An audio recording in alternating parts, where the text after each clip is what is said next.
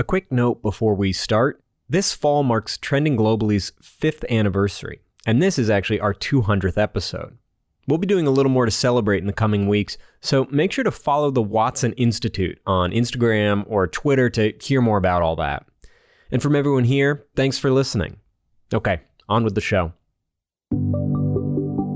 From the Watson Institute for International and Public Affairs at Brown University, this is Trending Globally. I'm Dan Richards. There were too many important races to count in yesterday's US midterm elections. And I'm not just talking about the ones that would decide what party controls the US Congress. There were also thousands of state-level races across the country. And while they receive far less attention, they're no less important.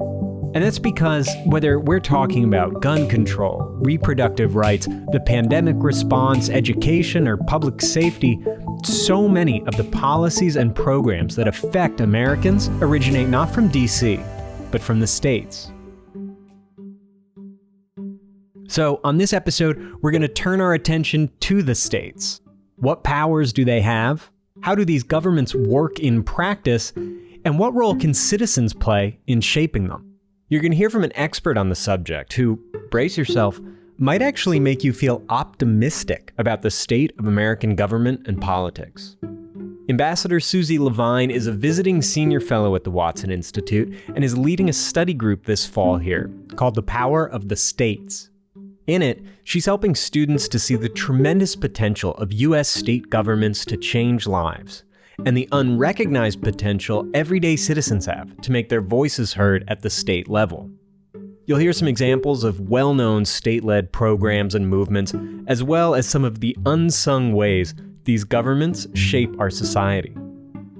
We had a fascinating conversation, which left everyone in the recording studio surprisingly hopeful about our collective ability to make life better for Americans. We hope you feel the same way.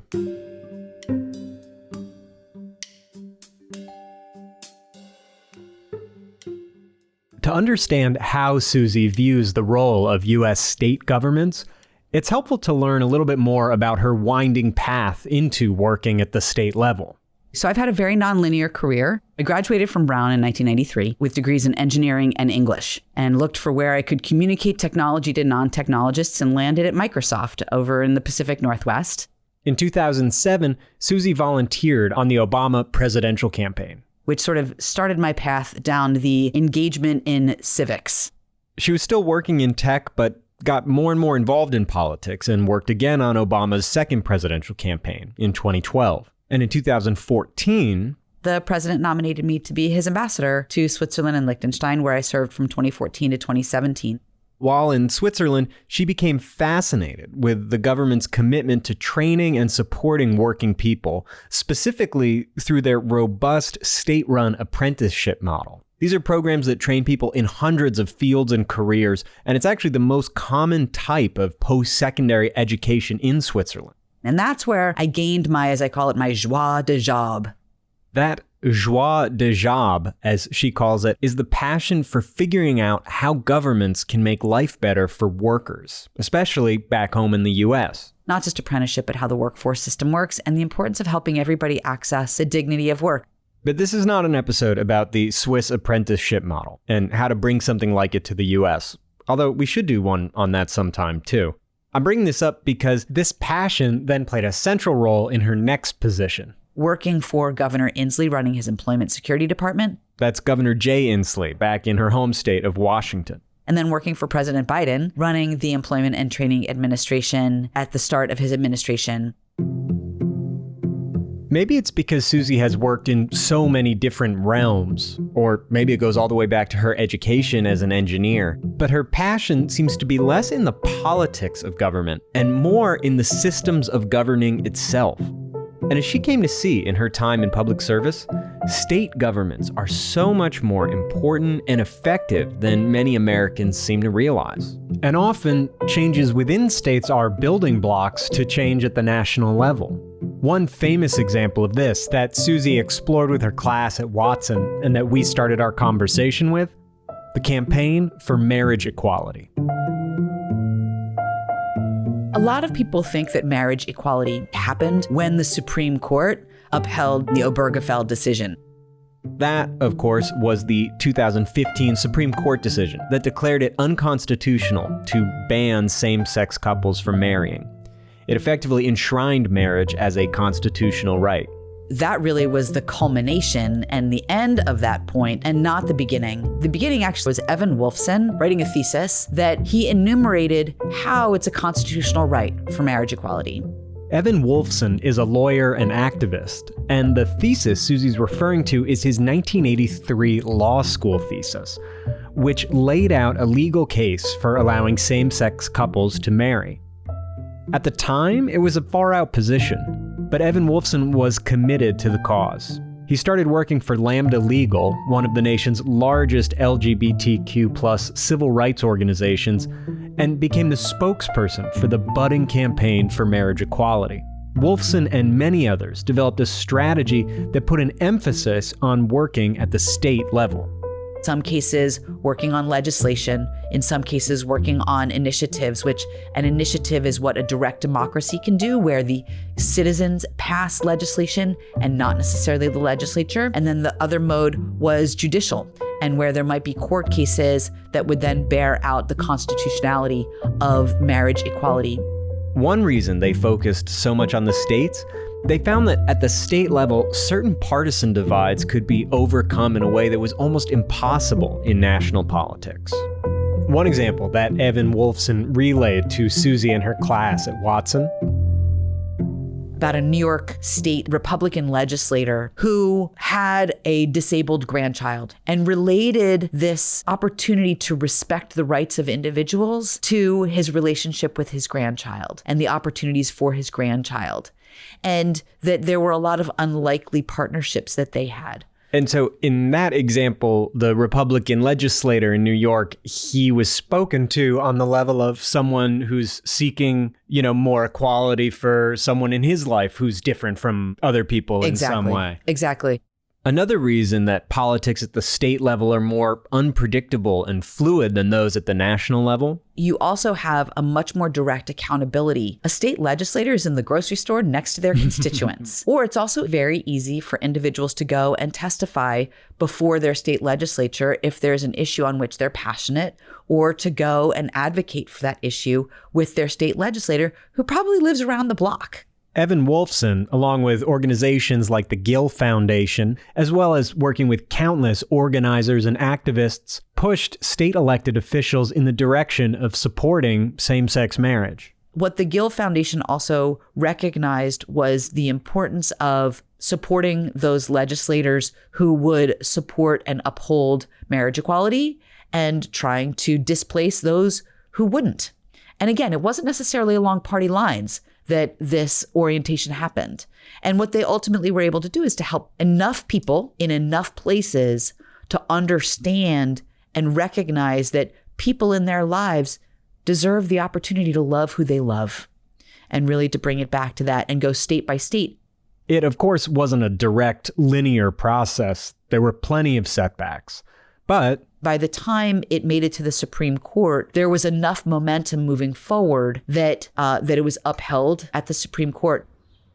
This morning, the Supreme Court recognized that the Constitution guarantees marriage equality. In doing so, they've reaffirmed that all Americans are entitled to the equal protection of the law. America should be very proud. Thank you.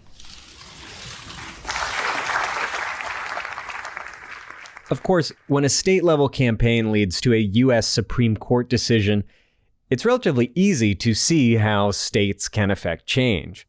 But state-level campaigns or policies don't have to lead to front-page news to have huge impacts on Americans. Which brings us to our next example, that Suzi and I spent most of our conversation on: the creation of paid family and medical leave in Washington state. This was a program that Suzi oversaw the rollout of while serving as head of the Washington State Employment and Security Department from 2018 to 2021. Now, for those unfamiliar with the idea of paid family and medical leave, it allows you to take leave from your job and receive partial wage replacement should you have a child come into your home. If you need time off for recovering from some health instance, or if you need to take care of a family member who has some sort of health situation occurring. And before 2017, there were 4 states that already had some form of paid family medical leave. Rhode Island was one of them, along with New York, California, and New Jersey. But none of them had built it from scratch. They all had what's called temporary disability insurance, on which they rolled out paid family and medical leave. Washington state did not already have temporary disability insurance, so it was the first state in the union to build from scratch a paid family and medical leave program. It was while working on this project that LeVine encountered the many quirks and features of state government that can make them potentially highly effective and also responsive to their citizens. So, what are some of those features? One is the smaller human scale of state politics that we already discussed. Your representatives' kids might go to the same school as your kids. Your representatives might hit the same pothole on the same road that you do every day. The physical and mental distance between a representative at the state level and their constituent just isn't that large. And this is related to another reason, one which I at least had never really thought much about before Suzi mentioned it. Here's another crazy thing. Totally crazy thing, right? These legislators are making these decisions. Many of these legislators, they don't come in equipped to understand budgeting. They don't come in equipped to understand many of the issues that they ultimately vote on. They may come in as super, super passionate about education and know nothing about climate. They may come in as somebody who is all about agriculture and understand absolutely nothing about transportation. But the opportunity is, if you are passionate about an area, to help educate them. These ideas that local politicians are more accountable, relatable, and perhaps persuadable are ideas that many Americans who follow politics might have heard before. But there's another layer to what LeVine calls the power of states.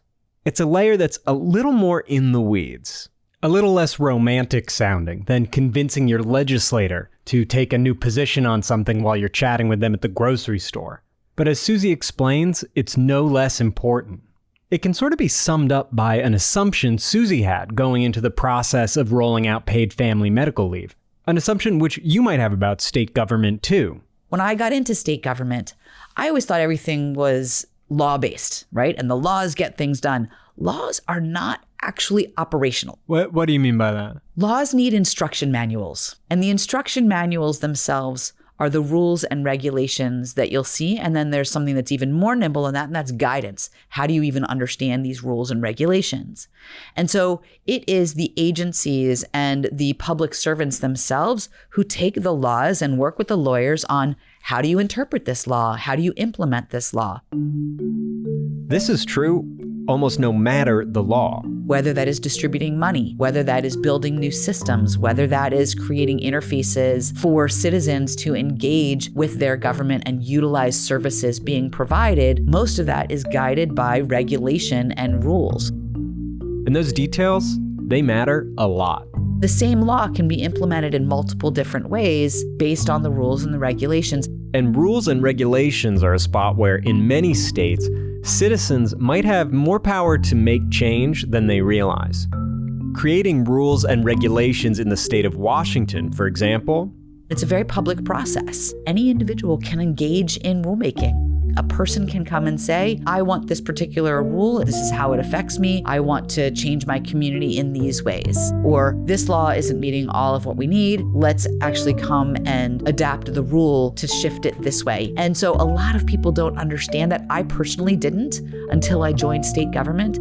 Another relative strength of state governments is their ability to revise laws after they've been passed, what's often known as making technical corrections. Here's how Suzi describes it. As somebody who comes from the technology industry, I think about nobody's using an iPhone 1. We constantly improve and expect the services and systems in our lives to improve, and we should be able to expect that our legislators and our government officials will continuously do that. I'll give you an example of a technical correction that we had in paid family medical leave. In Washington state, the paid family medical leave law passed in 2017. But as we were developing it, we identified some gaps. some areas that weren't covered in the statute. An example being paid family medical leave provides what's called partial wage replacement. So you may make $100 a week and it will replace, let's say, $60 of that. And I won't go into the details, but let's say you get $60. Well, there were some employers who wanted to be able to supplement that to $100 and give you the full wage replacement as a nice benefit. The law didn't allow that to happen, and instead would have treated that very differently for that individual. And if they had done that, it actually would have changed what the wage is. It would have counted that supplement as wage and would have made them disallowed in certain ways. So a technical correction that we made was to allow employers to supplement the paid family medical leave benefit without penalty. You were asking before about what some of the differences between state and federal, for example. Well, right now the states are still able to have some level of comity and to get along with each other and to pass these kinds of technical corrections to continue to improve legislation. And I would argue at the federal level are not as able to upgrade federal legislation quite as much. So you're saying that the gridlock that many people, anyone who reads the news hears about gridlock in Congress at the national level. Yeah. But that gridlock goes beyond just passing a law. It then goes into updating the laws or maintaining the laws, these things that maybe don't make it onto the front page as well. But that gridlock just filters through the whole process. Totally, 100%. When you look at the issues with the Affordable Care Act, which you may know by its other name, Obamacare. It was not perfect when it was finished, when the first version of it was done, but they haven't been able to update it to make it better. When you think about the Civil Rights Act of 1964, what we now think of as that act had many corrections made to it to make it better over the subsequent years. So laws need improvement too. And at the state level, that work is happening and things are getting better over time or getting addressed or considered over time. And what I want the students in the class to understand is the role that they can play in both how are laws interpreted and operationalized, and then how might they also suggest technical corrections and how to make some of these laws better. And fundamentally, how can they be a part of improving their communities and making a difference every day? So for listeners who are intrigued by all these ways to get involved, how exactly do they get involved? In the case of paid family leave in Washington, for example, were people just calling their legislators with technical corrections? Were they part of like activist groups? All the above. First, we have an open forum for individuals to submit ideas. We also have I'm no longer there, past tense. They still have an advisory council that is comprised of business, of labor, and of advocates who come forward and share what they're hearing from their respective constituencies. And then also in implementing it and building it, you learn, oh, wait, this has a gap. This doesn't work in this way that we thought it would. Just like if you're using a new device, and sometimes in that new device, you're like, wow, that shouldn't be in the upper left-hand corner. My eye is tracking to the lower right-hand corner. Let's move it in the next update. One thing that helped the state of Washington create their program, they could learn from other paid family medical leave programs that had been established in the 4 states ahead of them. One example of that, what we had seen in California, where California did not have what's called progressive wage replacement, meaning the less you make, the higher percentage is replaced. Because what we saw was that people in the lower income end of the spectrum weren't utilizing California's paid family medical leave because they couldn't afford it. So in the state of Washington, they created a progressive wage replacement. What we also did in talking with businesses is we realized that small businesses especially couldn't actually afford to have their workers leave. And so we included basically a grant system to allow small businesses to get up to, I believe it was $3,000 per employee to either hire up somebody else, retrain someone else, or figure out some other way if they needed to supplement while that person was out on leave. Other states are now learning from Washington's experience. Washington State has by no means been perfect. And what we have done is worked very hard to share our learning very publicly so that we can get better, but also so that others implementing this can learn from what's worked and what has been challenging. What's been fun too is seeing how states are leapfrogging each other with different aspects of the policy. So for example, Oregon, in their policy, leapfrogged Washington in rolling out something where if there's domestic violence situation, that was a qualifying event. Other states have upped us in terms of the amount of time. Like there's work being done to make the benefits all that much better in subsequent states. So how did this whole process interact with partisan politics? I don't know much about Washington's state legislature, but with paid family leave, was it passed along party lines, or was there strong political opposition? The votes were bipartisan votes. Did everybody vote for it? No, not everybody voted for it, but it was bipartisan. And in fact, arm in arm were Joe Fain, who was Republican, and Karen Kaiser, who was Democrat, moving that legislation forward. And at the negotiating table was business and labor. So the Association of Washington Businesses and the Washington State Labor Council were right at the table negotiating the different elements of the legislation. Wow. Yeah, that sounds wonderful and utterly unlike anything you hear about happening in national politics these days. Do you hope, though, that at some point paid family medical leave will become a nationwide program, or is this something that might sort of end at the states? A person in the United States shouldn't have to win the state lottery in order to get this benefit. Now, I say state lottery, meaning living in a state, right, as opposed to Powerball or something like that. I believe to my core, every person in the United States should have this, just like every person in Germany gets this. Every person in Switzerland gets this. So many people in developed nations across the globe have this as a benefit to be able to take care of their children, to be able to take care of themselves, to be able to take care of their loved ones. The ultimate goal is to have a federal law on this. Which makes sense. If you really believe in something, whether it's paid family medical leave, marriage equality, or, as we saw this summer, banning access to abortion, you'll ultimately want to see that change happen nationally and avoid the feeling of a state lottery. But even given that, as Suzi sees it, working at the state level is still often the best place to start. It also goes back to my technology background. Before you scale something, it's often useful to test it out in a smaller scale. Try something in a city, try something in a community. I know that there are a lot of tests right now around universal basic income. Those are happening at city and community levels, first in the United States, to gauge and understand and measure and determine what works, and then to build from there. As we look ahead at the numerous pressing challenges facing our country, our planet, are there particular places you get most excited about in terms of work that's being done at a state level, or where you see states having the best way into addressing these problems at this current moment? So what I see, for example, in today's session, we met with State Senator Reuven Carlisle from Washington State, who just successfully passed, in partnership with the governor, the most comprehensive climate legislation that the United States has ever seen. That sets the template and model for what other states could do in terms of cap and invest. And how do you bring together business and labor, and in Washington State, the tribes, to help move that forward in a way? Suzi is referring there to the Climate Commitment Act, which was passed in the state of Washington in 2021. It set legal limits for emissions and is set to reduce emissions significantly in the next 15 years and almost entirely by 2050.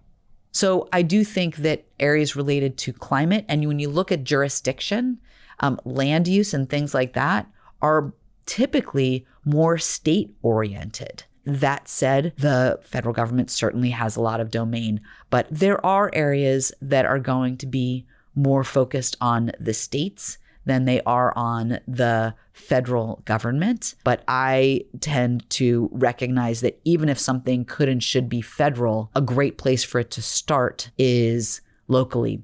What would you recommend or say to someone who is, not an elected official, not working in government, but, who's just living their life? What would you say would be something you hope people would take away from this conversation, and just that you hope people might pay a little more attention to when it comes to state governance? Well, for one, what I want is for people to understand that every single person can make a difference.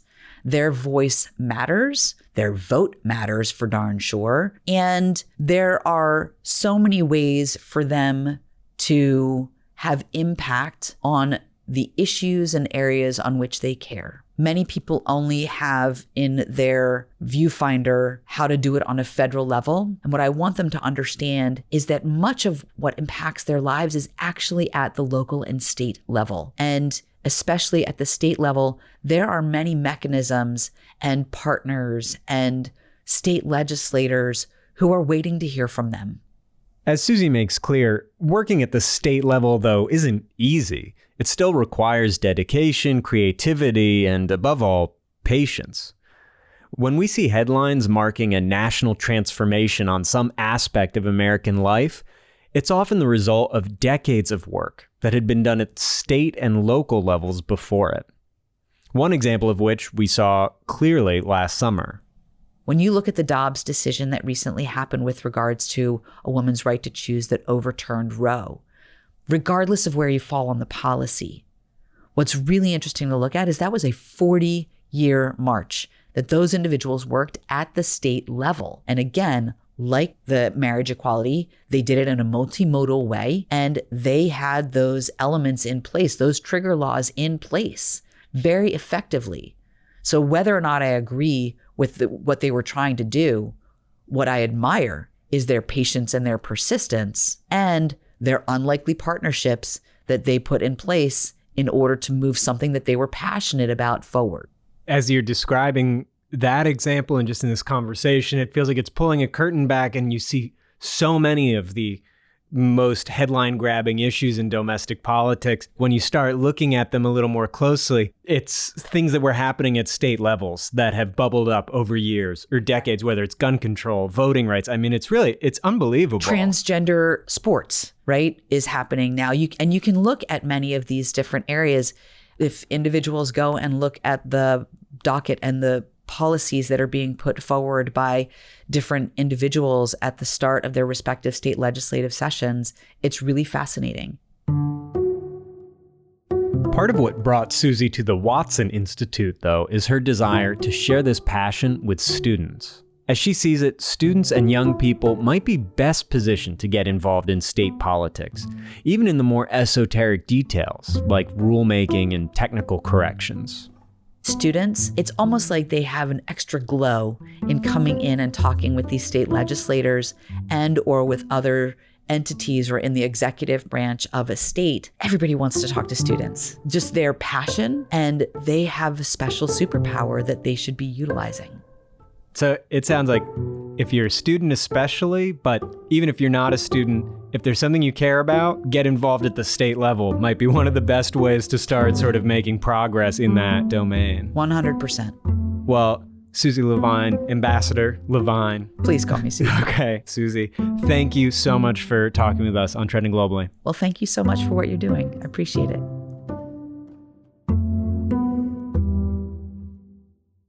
This episode was produced by me, Dan Richards, Sam McKeever-Holtzman, and Layla Worth.